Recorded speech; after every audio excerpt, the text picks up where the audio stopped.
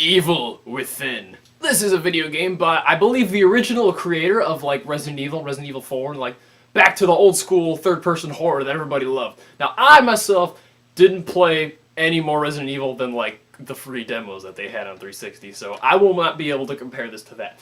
However, I do play lots of video games, and I really love this game. It's like the combat of Last of Us with the monsters of Evil Within, and they're all really cool, and it's some really sweet horror movie elements. And a little bit of Cabin in the Woods in there, and then, like, the music and the hub and the what's real, what isn't real of BioShock Infinite. That sounds awesome, right? And it is pretty awesome. It's not a perfect game, and it's got some issues here and there, mostly with the characters, but overall, it's super fun to play. I played the game on casual. It took me 15 hours, 27 minutes, and 41 seconds to beat it, and that's leaving the controller unpaused and then going to do something and coming back. And I died 70 times on the easiest difficulty. I also hear this game is really, really hard, so if you're just dabbling into survival horror, you should try that. So they go into this house, and then you're like, alright, so I'm just going to spend every level is going to be a different floor of this haunted mansion asylum place,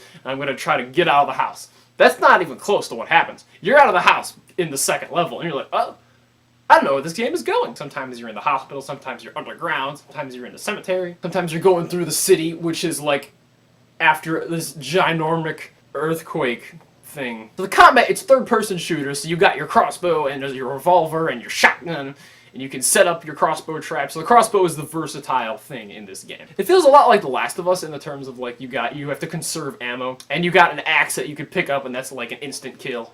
It's a zombie game, essentially. But the story isn't entirely sensical, and we'll get to that in a minute. You actually don't find out a lot about this story until deep into the game. I had a blast playing it, and you can, when you knock people down or kill zombies, you can burn them with matches so that they stay dead. And I never had a zombie come back to life, like no one's ever resurrected it, but if you knock them down and they're not dead and then you burn them, that works. Or you can burn corpses and then other zombies will walk by and then it'll catch them on fire too. So fire is like the only way to really kill things in this game, or unless you blow off their head or chop their head in with an axe. There's lots of meaty, squishy sounds when heads explode, you shoot zombies, you're like, yeah, that's awesome. This game's really, really violent and really, really dark and really, really disturbing, and that's awesome. I love it when games do that. Like, there's a part where you're, like, screwing with some guy's brain, and he's all like, it's just, like, half of a head, and there's, like, some charts, and, like, and you gotta, like, probe the right areas of his brain to, like, move on to the next section. So the other things you pick up in this game are bullets, matches, and this brain goo. That's like your upgrade. That's like your XP. So you go to back to this hub through these BioShock mirrors that play like BioShock music when you get close to them. So it's like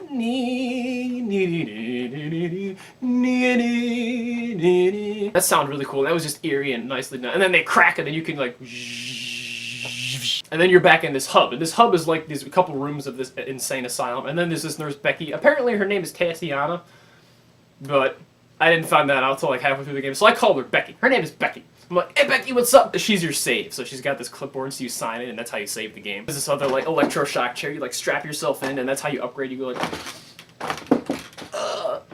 The best part of this game are the bosses. There's some really imaginative, creative, cool-looking, scary-ass monster things in this game. If these bosses touch you, like, you're dead. Like, they will one or two shot you. If you go up and try to melee them, they'll kill you instantly. There's a 6-armed spider woman thing. Like, when you first see her, like, there's, like, this pool of blood in the ground, and then she, like, climbs out of it, and there's, like, this screaming sound. It's like, yeah! It's awesome! And there's, like, blood going everywhere. And she climbs out of it, and I'm like, run. There's a second boss fight with the spider lady. And I'm like, wait a minute. Why am I doing this? I already fought her. And that was a part that got me stuck most of the game, and that was really frustrating. I'm like, I already killed this boss. Why am I fighting her again? That's something that frustrated me to no end in Arkham Origins. Terrible boss fights. First of all, Deathstroke, BS. But you fight Bane not once, not twice, but 3 separate times in that game. If you're like a survival horror fan, you might be upset because there's too much action. A lot of people were mad about Resident Evil 5 and 6. It's like, it's just an action movie now. Again, I didn't play, so I can't comment on that. But that makes it easier for the mainstream audiences to get into things like survival horror. I would say this is horror action. It's not really survival. If you play it on easy, it's horror action. You can also like hide in these closets, but the only time I ever did that was at the very beginning of the game when I didn't even have any weapons. And there was a chainsaw guy that I was kind of just dodging and stealth avoiding earlier. And then I see him through the window to the room I just was. I'm like, oh! And then I scramble to hide in the closet, and I'm like, oh man, oh man, oh man, oh man, oh man, oh man, oh man, oh man. I'm like, that was stressful. I mean, it wouldn't have mattered. I would have died and just done it again, but. Especially in a video game where there's a threat of death, like these things will kill you, and you're like, I don't know how to fight you. So you just see Ruvik, you see like this Assassin's Creed guy walking at you, and then he touches you and you die, and you're like, okay, that was BS. But then whenever you see him later in the game, you're like, ah! And you run away from him. An area that I have mixed feelings about are the characters in the story. Sometimes you go back to the hub. If you double tap A and the doors like open slowly, you know, alright, something happened in this hub. Sometimes you try to do something in the hub, and then a place would be different, and you're like, oh geez, what's going on now? And it's very interesting, like all this reality-breaking stuff, but at a point it becomes like, alright, I hope there's a good explanation for this at the end, because the game is just doing whatever it wants with me. You'd be like following, and then you'd teleport, and you gotta look up and be like, alright, great, now I'm here. If there's a guy that's controlling what's going on, and you know what he wants, and you know his motives, you're like, why is he doing it this way? It's like, why does he just kill me? But the characters themselves are pretty flat. And I like them, and I root for them, and I'm like, yeah, I'm a cool guy, but he's not well acted at all. Like, I recognize that. I'm still rooting for Castellanos. He's got a weird Mexican name. I feel like every cop has to have some kind of weird name. And you're in this like whole city world of craziness, and you're there with your girlfriend, not your girl, your friend who is a girl, cop Kidman, and then your partner Joseph, and then this doctor guy, and then this patient Leslie. I thought he was saying Wesley when he was saying Wesley, and I'm like, that's me. You stick with one or two of them for a little while, and then you get separated, and then you go off on your own, and you're kind of constantly meeting. It's like, oh, hey, Joseph, how you doing? Oh, never mind, there he goes. Like initially when I saw the ending, I'm like, all right, it is not the BioShock Infinite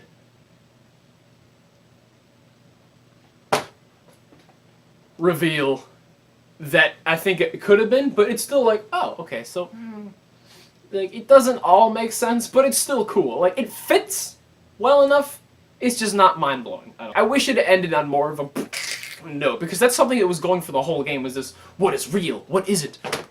How are you? I feel the weaknesses in with the characters. Who I liked, and like. I was always, hey Joseph, I found my friend Joseph, and I was really happy because I didn't like being alone because it's really scary. They're no Joel and Ellie from Last of Us. Have you played that game? Oh my god.